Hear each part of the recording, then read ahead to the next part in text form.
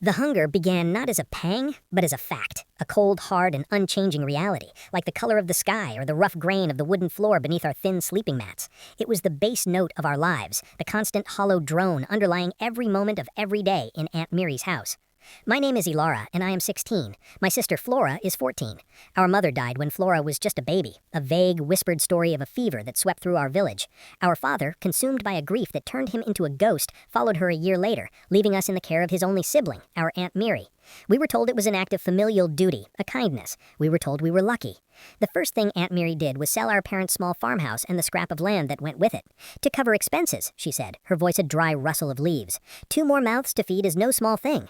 The money, we later understood, vanished into the locked metal box she kept under her bed. We moved into her home on the grim industrial edge of the city of Cairnhold. It wasn't a home, it was a stone-shelled row house that seemed to absorb all light and sound, perpetually damp and smelling of boiled cabbage and disappointment. Aunt Mary was a narrow woman, all sharp angles and watchful bird-like eyes. Her husband was a phantom, a silent, stooped presence who worked the night shift at a bottling plant and slept during the day, seeming not to see us at all.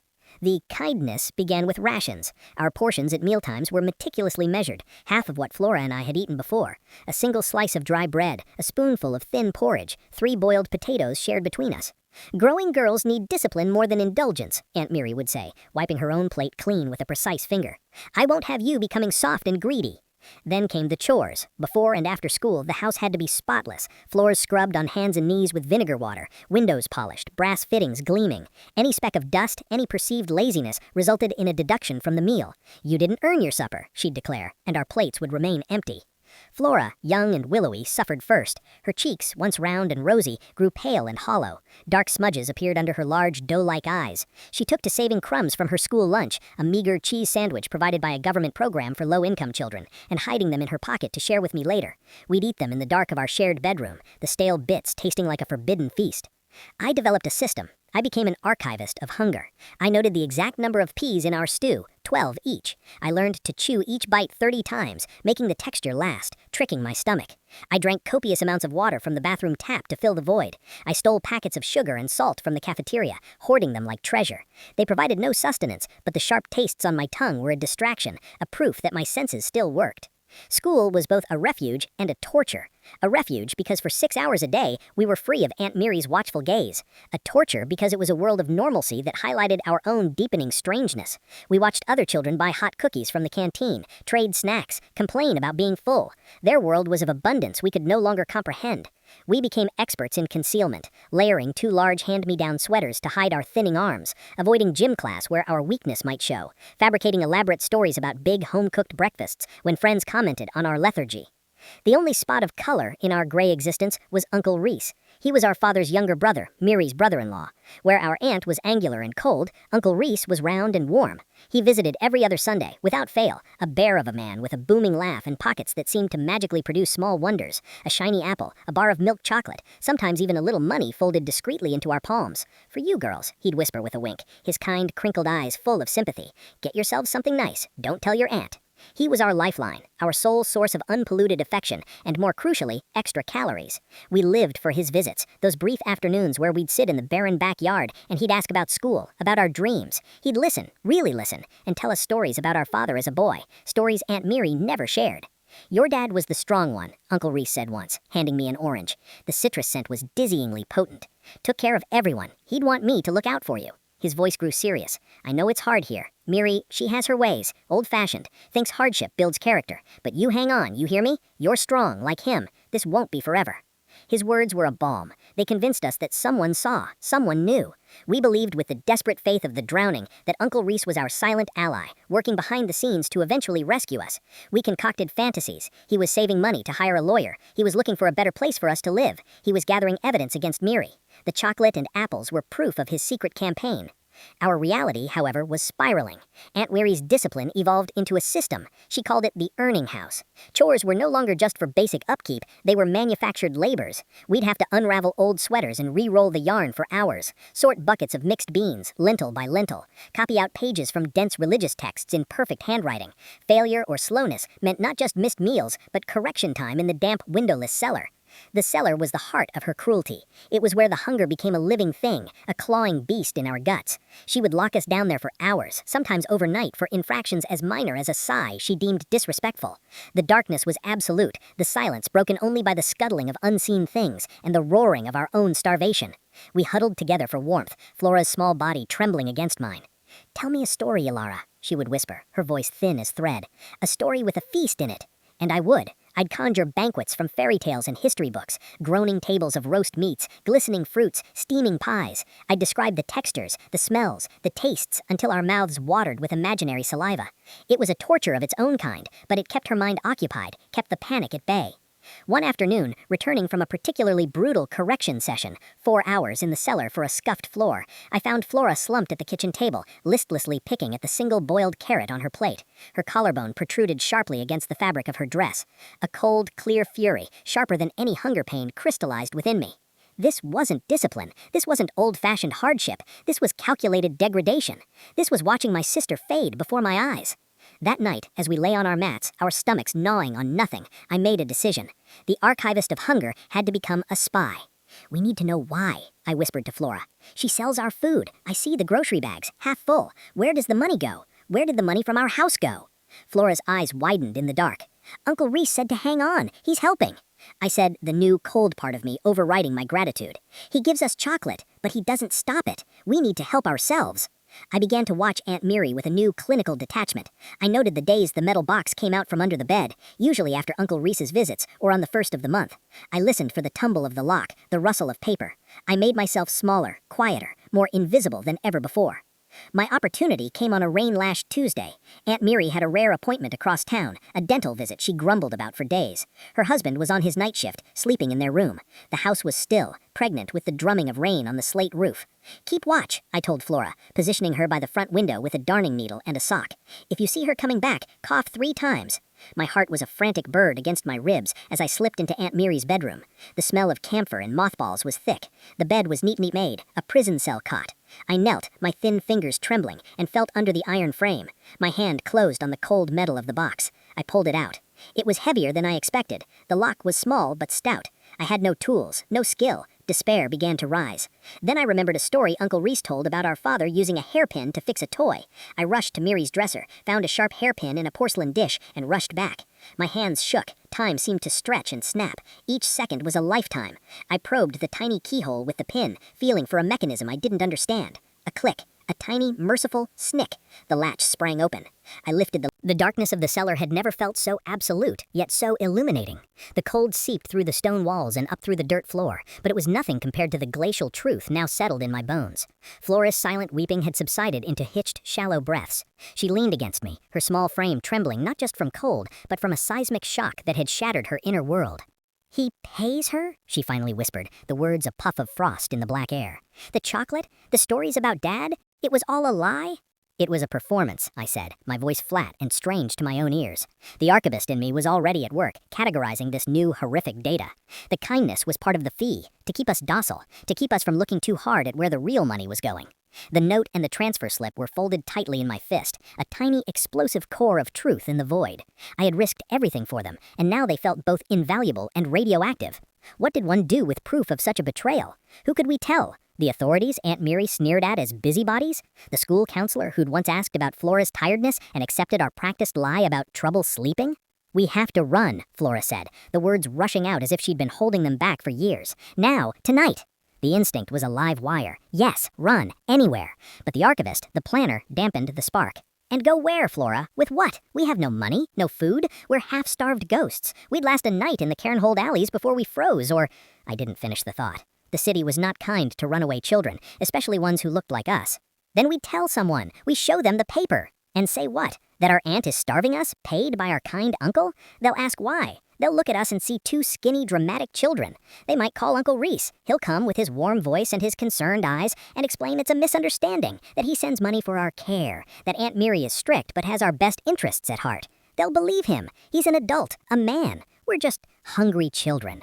The system, I realized, with a crushing certainty, was built for people like Uncle Reese. It trusted voices that boomed, not ones that whispered from cellars. It believed paperwork, not the desperate testimony of bones pressing against skin. Flora deflated against me. So we just stay? We let them... Her voice broke.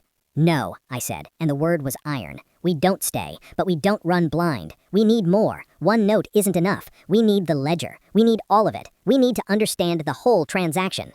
It was a monstrous task. The ledger was in the locked box. The box was under the bed of a woman who slept like a predator, one ear always open. But the alternative was surrender, and that was a death I could not accept, for Flora or for myself.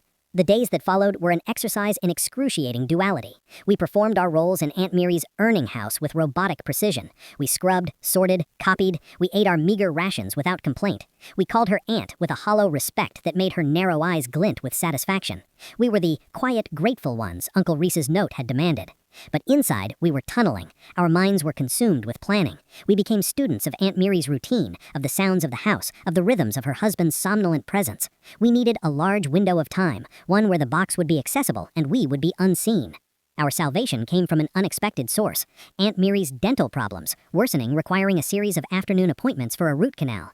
Each visit took her across the city for a minimum of 2 hours.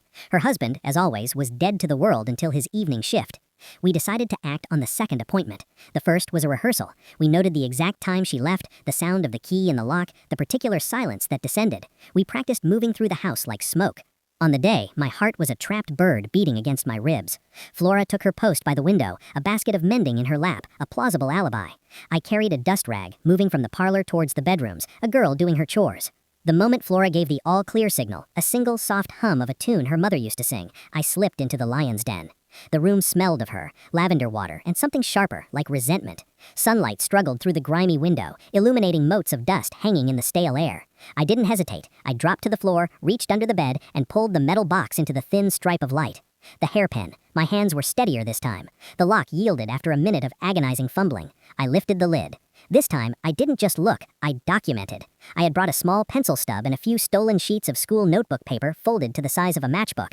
I opened the ledger and began to copy. Dates, going back 3 years, to just after our father's death. Amounts, the consistent initials, R.R. The chilling memo, child maintenance. I copied the bank details from the transfer slips. I transcribed 3 more of Uncle Reese's brief, damning notes. Mim. Conditions acceptable. Ensure they are presentable for my next visit. No marks. R. Funds for winter clothes attached. See they are serviceable, not frivolous. The thin one looks frail. Do not draw attention. R. Your report on their compliance is noted. Continue the current program. The investment is long-term. R. Investment. The word made bile rise in my throat. We were an investment, a portfolio of suffering. I was so absorbed in my grim transcription that I almost missed the sound. Not Flora's warning hum, a deeper, closer sound, a floorboard groaning in the hallway. Panic, pure and icy, shot through me. I froze, my pencil hovering over the paper. The footsteps were heavy, shuffling, not Aunt Mary's sharp click, her husband. I had no time. I shoved the ledger and envelopes back into the box, closed the lid, fumbled with the lock. It wouldn't catch. The footsteps paused outside the door. I heard a low, phlegmy cough. With a final desperate push, I forced the latch. It clicked shut just as the doorknob began to turn. I shoved the box under the bed, scrambled backwards on my knees, and grabbed the dust rag just as the door swung open. Uncle Aaron stood there, a stooped silhouette in long johns and suspensions, his hair matted from sleep. His eyes, usually bleary and unfocused, landed on me. They were clearer than I'd ever seen them. "What are you doing in here?" His voice was a gravelly rumble. "Dusting, Uncle," I said, my voice miraculously even. I held the rag. Aunt Mary said the room needed a thorough going over. He stared at me for a long, unsettling moment. His gaze traveled from my face to the space under the bed, then back. He knew. The knowledge was a quiet, weary thing in his bloodshot eyes. He knew about the box. He knew what was in it. He had always known. "She'll be back soon," was all he said. Then he turned and shuffled away, back towards the kitchen, leaving the door open. I sat on the floor, the stolen notes and my transcribed copies crumpled in my sweaty hand, breathing in ragged gasps. He hadn't raised the alarm. He had given me a warning.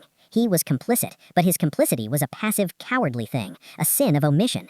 He was a ghost in his own house, and he had just allowed a different kind of ghost to slip past. I crept out, rejoined Flora. Her face was white with terror. "I heard him," she whispered. "I couldn't hum. He was already inside." "It's okay," I said, though nothing was okay. "We have it. We have everything." Now came the even more dangerous phase, deciding what to do with our arsenal. The local constabulary was out. Uncle Reese was a respected man, a mid-level manager at the city's textile mill. He had a solid, smiling face. We had stolen papers and our own wasting bodies. "We need someone outside," I said that night as we huddled under our thin blanket. Flora's eyes widened. "A reporter?" It was a gamble from the storybooks, but the Cairnhold Chronicle had a reputation for muckraking, for taking on the powerful. There was a journalist, Lena Hale, who had written exposés on poor conditions in workhouses. Her photo in the paper showed a woman with a sharp, intelligent face and unsmiling eyes. "We send her the evidence," I said. "Anonymously, we tell her where to look. We make the story too big for her to ignore." But how? The post required money we had none. Dropping it at the Chronicle office meant a journey across town we couldn't make without notice. We found our solution in the school library. A dusty book on local history mentioned a network of old pneumatic message tubes once used by the city's businesses. Most were defunct, but one terminal, a brass mouthpiece labeled Press, remained on the wall in the central post office, a historical curiosity. According to a footnote, it was still— The lock on our bedroom door was a sound of finality. It wasn't the heavy clunk of the cellar door, but a soft, precise click that sealed us into a new kind of quiet. The air in our small room, already thin, grew heavy with the taste of impending storm. We were no longer inmates of a labor camp. We were hostages in a fortress preparing for siege. Aunt Mary's pacing in the hallway was a metronome of panic, back and forth, a whisper of worn slippers on floorboards. She stopped occasionally, right outside our door. We could feel her listening, a malevolent pressure through the wood. Uncle Aaron was silent, a deeper shadow in the house's gloom. The fragile, cowardly equilibrium he'd maintained had shattered. He knew the walls were cracking. Flora and I didn't sleep. We sat on our thin mats, backs against the wall, knees drawn up. The tiny window showed a sliver of night sky, starless and suffocating. We had set events in motion, but we were now trapped at the epicenter. Lena Hale's warning echoed, "Don't be here when the authorities come." But the locked door and the pacing sentinel made that seem like a cruel joke. "What will she do?" Flora whispered, her voice barely a breath. The archivist in me ran scenarios. Aunt Mary was a creature of control. Her entire power was predicated on isolation and secrecy. That secrecy was now compromised. The health board visitor, Lena, had seen us, had spoken to us alone. The threat was no longer abstract. Mary's options were narrowing, and cornered animals are the most dangerous. "She might try to move us," I murmured. "Somewhere even more remote, a cousin's farm she's mentioned in the valleys, somewhere no health board survey would ever reach. Or she might make us disappear." Flora's words hung in the dark, the unthinkable given voice. I thought of the cellar, of the endless dark, and the things that scuttle. Disappearing could be a permanent trip down those stairs. A cold certainty settled over me. We had to get out before she decided our fate. The lock was a problem. The window was a problem, too small, and a sheer 2-story drop to cobblestones. We needed an ally inside the walls. There was only one other person. "Uncle Aaron," I said. Flora stiffened. "He's a ghost. He never helps." "He didn't turn me in when he found me with the box. He warned me. He knows. He's afraid of her, but he's also ashamed." It was a thin thread, but it was all we had. We have to make him choose, not between right and wrong, but between her chaos and his own chance at quiet. The next morning, the door unlocked just after dawn. Aunt Mary stood there, a silhouette against the dim hallway light. She didn't speak. She pointed towards the kitchen. The routine, but stripped of even its pretense. No porridge waited, just 2 glasses of water and a single hard biscuit each on the bare table. "Eat," she commanded. Her eyes were red-rimmed, her movements jerky. "Then you will pack, essentials only. We are taking a trip to the countryside, for your health." My heart plummeted. The countryside, the remote cousin's farm, a place from which we might never return to anyone's notice. Flora shot me a terrified glance. We ate the biscuit, crumb by agonizing crumb, buying time. As we cleared the plates, a chore performed under her hawk-like gaze, I caught a glimpse of Uncle Aaron through the doorway to the scullery. He was staring into the sink, motionless, a man carved from weariness. Aunt Mary herded us back to our room to pack. She stood in the doorway, watching as we folded our pitifully few garments. Worn dresses, scratchy underthings, the sweaters we layered for warmth. "Hurry up," she snapped. "The train leaves at noon." The train. She was moving fast. Panic fluttered in my chest. I had to get to Uncle Aaron. As I folded a gray woolen dress, I let my hand slip. A small, sharp hairpin I'd palmed from Mary's dresser days before, a twin to the one that had opened the lockbox, clattered onto the wooden floor. I gasped, feigning clumsiness, and dropped to my knees to retrieve it. As I did, I made eye contact with Flora and gave her a tiny, almost imperceptible nod towards the hallway. Distract her. Flora, bless her, understood instantly. As I fumbled for the pin, she let out a small cry and clutched her stomach, folding over. "Aunt Mary, I don't feel well," she moaned, her voice convincingly thin. "The biscuit, it's sitting like a stone." Mary's attention snapped to Flora, irritation warring with her need to keep us functional for travel. "Don't be dramatic. It's nerves. Stand up straight."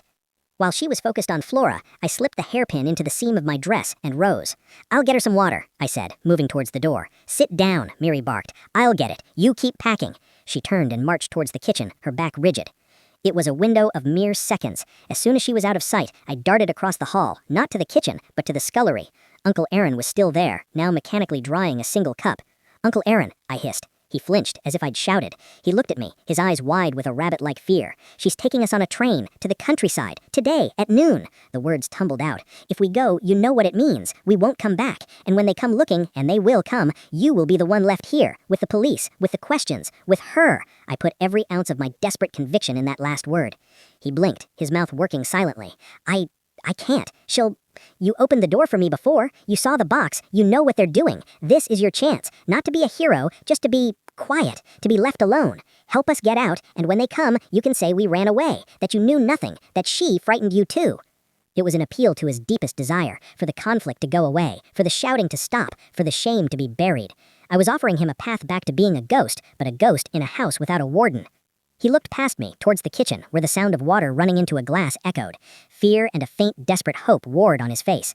"The back door," he whispered, so low I almost didn't hear it. "The bolt, it sticks at the top. If you lift it as you turn the key, it's quiet." He looked at me, his gaze pleading. "After noon, when she's watching the front for the cab." I nodded once, fiercely, and slipped back into our room just as Aunt Miri returned with a tin cup of water. Flora took it, sipping with a convincing wince. I resumed packing, my hands trembling not with fear now, but with a wired, frantic energy. We had a chance, a slim, terrifying chance. The morning passed in a haze of tension. Aunt Miri completed her own packing, a small, hard-sided suitcase that spoke of permanency. She made several tense phone calls on the hall telephone, her voice low and urgent. Confirming train times, warning the cousin, we couldn't tell. At 11:30, she ordered us into our coats. They were too thin for the weather, but they were all we had. She did a final vicious inspection of our room, as if ensuring we hadn't smuggled out some treasure. She saw nothing. The real treasure, the remaining stolen bank slip and notes, was sewn into the hem of my dress. The transcribed ledger pages were tucked into Flora's shoe. "Now," Aunt Mary said, herding us towards the front parlor. "We wait for the cab. Sit. Don't move." We sat on the edge of the stiff horsehair sofa. She positioned herself at the window, peering through the lace curtain at the empty street. Uncle Aaron had vanished, presumably to his room. The house was a held breath. I watched the mantel clock. The click of its pendulum was the loudest thing in the world. 11:45, 11:50. Every muscle in my body was coiled, ready to spring. At 11:59, a black motorcab rattled to a stop outside. Aunt Miri let out a sharp breath. "Finally! Up, quietly." We stood. She grabbed her suitcase with one hand and Flora's upper arm with the other. "You," she said to me, "follow close. No nonsense." We moved into the narrow hallway. The front door was ahead. To the left, a short corridor led past the scullery to the back kitchen and the door to the tiny walled yard, our escape route. As we reached the front door, Miri fumbled with the latch, her grip tightening on Flora. This was the moment, the distraction. I gasped and stumbled, grabbing at the hall table as if dizzy. I think I'm going to be sick," I moaned, doubling over. Miri swore, torn between securing Flora and dealing with me. "Not now. Hold it in." "I can't. The bathroom." I staggered back a step, towards the corridor. "Aaron!" she shrieked, her control snapping, but Uncle Aaron didn't appear. With a snarl of frustration, she shoved Flora towards the open front door. "Stay there," she ordered, then turned and lunged for me. It was what I needed. As her fingers closed on my coat, I kicked backwards, not at her, but at the small table. A vase of dried flowers crashed to the floor. She recoiled instinctively, and in that crucial second, I spun and ran. Not for the front door, where Flora stood frozen in the doorway, but down the dark corridor towards the back of the house. "Ilara!" The scream was pure, undiluted fury. I heard the cold in the recessed doorway was a different creature than the cellar's damp chill. This was an open, invasive cold that seeped through our thin coats and gnawed at the base of our spines. The adrenaline that had propelled us through the alleys was gone, leaving behind a hollow, trembling exhaustion. Flora's shivers were now violent, uncontrollable tremors. We had escaped the cage, but we had fled into a concrete wilderness. The alley smelled of rotting vegetables, wet stone, and something metallic and sour. The gray afternoon light did nothing to warm the world. My mind, usually so methodical, was a scrambled mess of fear and disorientation. The Chronicle, Lena Hale. The words were a mantra, but they were attached to no map, no clear path. "We can't stay here," I whispered, my voice raw from running. "They'll look in the alleys first." Flora just nodded, her teeth chattering. We had to move. But to where? The city center, where the Chronicle office was, felt like a continent away. I forced myself to think like the archivist. We needed 3 things: direction, disguise, and sustenance, in that order. "We need to get out of this neighborhood," I said, peering around the crate. The alley ran straight for a block before T-junctioning. If we go to the main roads, we're easier to spot. We have to use the back ways. I remembered the city from rare, supervised trips with Aunt Miri. The industrial sector was to the east, a maze of warehouses and canals. The commercial center was west and north. We were south, in the warren of residential rows. West, I decided. Keep the sun behind us. It was a pathetic compass, but it was something. We moved, keeping close to the brick walls, darting across the openings of Cross Alley. Every sound, a slamming door, a shout from an open window, the rattle of a cart, made us freeze. We were mice in a territory of cats. After 20 minutes of twisting progress, the hunger announced itself with a ferocity that stole my breath. It was a sharp, grinding pain, a vacuum that pulled at my insides. Flora stumbled, catching herself against a wall. Her face was the color of chalk. "I need to stop," she gasped. We couldn't stop, but we couldn't collapse either. Sustenance. The word was a mockery. We had no money. We had nothing to trade. Then I remembered the hoard, the tiny packets of sugar and salt stolen from the school cafeteria, still sewn into the lining of my coat. It was pathetic, but it was calories. I ripped a seam open with my teeth, my fingers numb, and pulled out 2 crumpled packets of white sugar. "Here," I handed one to Flora. We tore them open with shaking hands and poured the crystals onto our tongues. The burst of cloying sweetness was shocking, almost nauseating, but it was a jolt, a false energy that cleared the fog for a moment. "It's something," Flora breathed, her eyes closing. Disguise. We looked exactly like what we were, fugitive children from a poor household. Our coats were drab and too large. Our faces were pale and strained. We needed to look ordinary, unremarkable. We emerged from the alley system near a run-down market square, where late-day vendors were packing up wilted produce. A charity bin sat outside a shuttered church, overflowing with donated clothing. It was a risk, but a calculated one. While Flora kept watch from a shadowed doorway, I approached the bin, my heart hammering. I rummaged quickly, pulling out 2 slightly less drab sweaters, one navy, one gray, and a worn but clean wool scarf. I snatched a discarded newspaper from the top of the bin and bundled the items inside. Back in the alley, we shed our distinctive coats, stuffing them behind a drainpipe. The new sweaters were scratchy, but thicker. I wrapped the scarf around Flora's neck and lower face, obscuring her features. We looked like 2 scruffy schoolgirls, maybe skipping class. It was the best we could do. Direction. The city center. I approached an old woman selling sad-looking flowers from a basket. "Excuse me, ma'am, could you tell us the way to the Cairnhold Chronicle building?" She peered at us, her eyes suspicious. "Chronicle? That's a fair walk from here, dearies. Up this road to Tanner's Way, follow that north until you see the big clock tower, then left on Press Street. Why do you 2 need the paper?" "School project," I said, layering my voice with a bland earnestness I didn't feel. She humphed, not convinced, but pointed the way. "Mind yourselves. Streets aren't safe for young ones alone." We followed her directions, staying on the less busy side streets parallel to the main thoroughfares. The sugar high faded, leaving us more leaden than before. The city, which had always been a distant panorama from Aunt Mary's windows, now loomed around us, a canyon of soot-stained brick, thunderous with the sounds of trams, motor cars, and the press of countless strangers. We were insects in a giant's machinery. As we crossed a bridge over a sluggish, oily canal, I saw a newspaper stand. The afternoon edition of the Chronicle was displayed. My own face stared back at me. Not a photograph, we had none, but a police sketch. 2 faces, side by side, rendered from Aunt Mary's description, no doubt. Missing, Alara and Flora Redwing, 16 and 14. Last seen, Cinder Lane area. Believed to be confused, possibly in distress. Family extremely concerned. And below, a line that turned my blood to ice. Reward for information. Contact Reese Redwing at the following number. Uncle Reese moved fast. He'd framed it perfectly. Not runaway victims, but confused, distressed girls. A concerned uncle offering a reward. He was controlling the narrative, painting himself as the worried guardian. The public would be his eyes. Anyone who saw us would see a payday, not a rescue. "Flora, don't look," I said, but it was too late. She'd seen it. A small whimper escaped the scarf. "He's lying for everyone," she whispered, horrified. "He's making them hunt us." The stakes had just skyrocketed. We were no longer just running from Aunt Mary. We were running from the entire city. Every shopkeeper, every cab driver, every busybody with a telephone was a potential enemy. We ducked into a narrow close between 2 buildings, our brief progress shattered. The sketch was generic, but it was close enough. The scarf helped, but we had to get off the streets. "We need to get there before dark," I said, trying to sound certain. "Once we're inside the Chronicle building, we're safe. Lena Hale will know what to do." But the distance felt impossible. Our legs were rubber. Our empty stomachs were a constant draining ache. The city, which had been a distant panorama from Aunt Mary's windows, now loomed around us, a corridor of soot-stained brick, thunderous with the sounds of trams, motor cars, and the press of countless strangers. We were insects in a giant's machinery. As we crossed a bridge over a sluggish, oily canal, I saw a newspaper stand. The afternoon edition of the Chronicle was displayed. My own face stared back at me. Not a photograph, we had none, but a police sketch. 2 faces, side by side, rendered from Aunt Mary's description, no doubt. Missing, Alara and Flora Redwing, 16 and 14. Last seen, Cinder Lane area. Believed to be confused, possibly in distress. Family extremely concerned. And below, a line that turned my blood to ice. Reward for information. Contact Reese Redwing at the following number. Uncle Reese moved fast. He'd framed it perfectly. Not runaway victims, but confused, distressed girls. A concerned uncle offering a reward. He was controlling the narrative, painting himself as the worried guardian. The public would be his eyes. Anyone who saw us would see a payday, not a rescue. "Flora, don't look," I said, but it was too late. She'd seen it. A small whimper escaped the scarf. "He's lying for everyone," she whispered, horrified. "He's making them hunt us." The stakes had just skyrocketed. We were no longer just running from Aunt Miri. We were running from the entire city. Every shopkeeper, every cab driver, every busybody with a telephone was a potential enemy.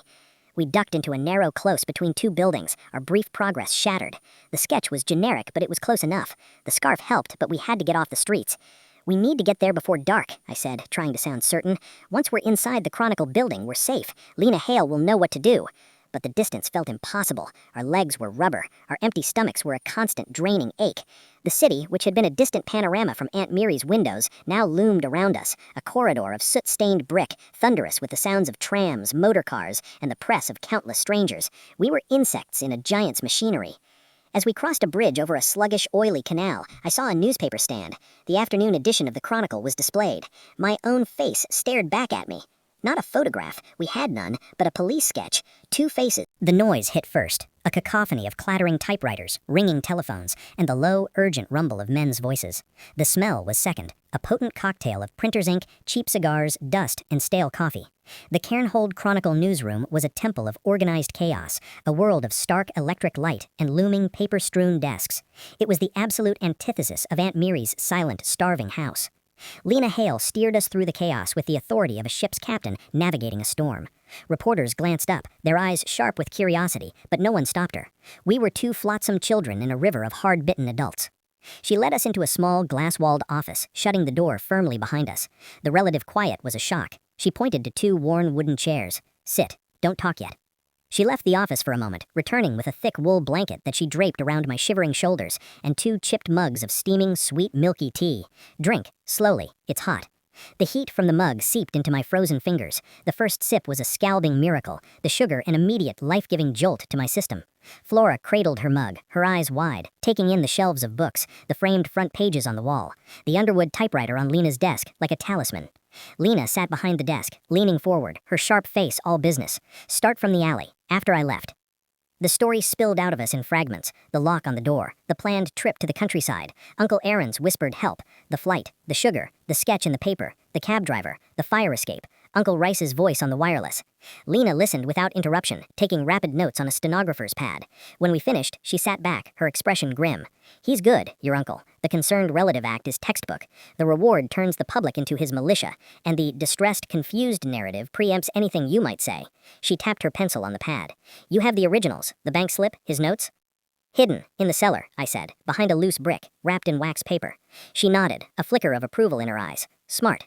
He can't claim you fabricated them if we retrieve them with witnesses. But retrieving them means going back to the house, and right now, that house is the center of a missing persons investigation. Miri will have painted you as unstable, perhaps thieves. The police will be watching. But you have the copies I gave you, the ledger transcript, the note. I have them, and I verified the bank transfer with a source. The money trail is real, but without the originals, and without a medical professional documenting your condition, it's a financial oddity, not a crime. He could claim he was sending generous support, and Miri was mismanaging it, a tragic family misunderstanding. He'll throw her to the wolves to save himself." She looked at us, her gaze level. "We need a doctor, tonight, to document the state of your malnutrition, to give your testimony medical weight, and we need to get those originals." The thought of a doctor, of being poked and measured, was terrifying, but the thought of Uncle Rice weaving a story of mismanagement was worse. It would leave him clean, a duped benefactor. Aunt Miri would take the fall, but the real architect would walk away, his kindness intact. "We'll do it," I said. Flora nodded, her jaw set in a way that reminded me, heartbreakingly, of our father and the one photo we had of him.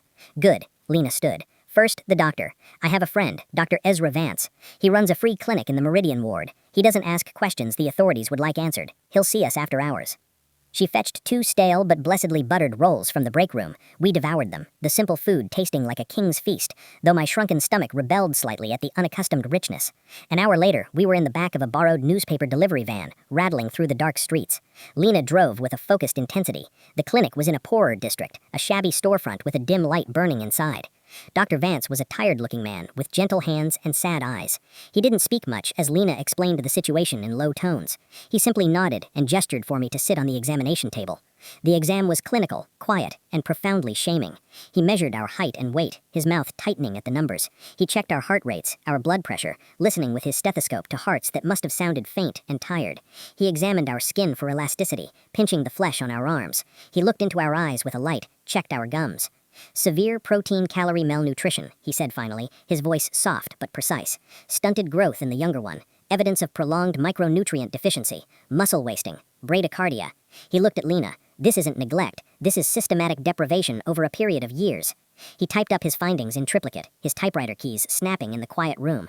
He took photographs with a box camera, the flash blinding us, images of our gaunt faces, our protruding ribs, our stick-like arms. Evidence. When he handed the reports to Lena, his hand brushed hers. "Be careful, Lena. A man who does this, he won't stop at lies."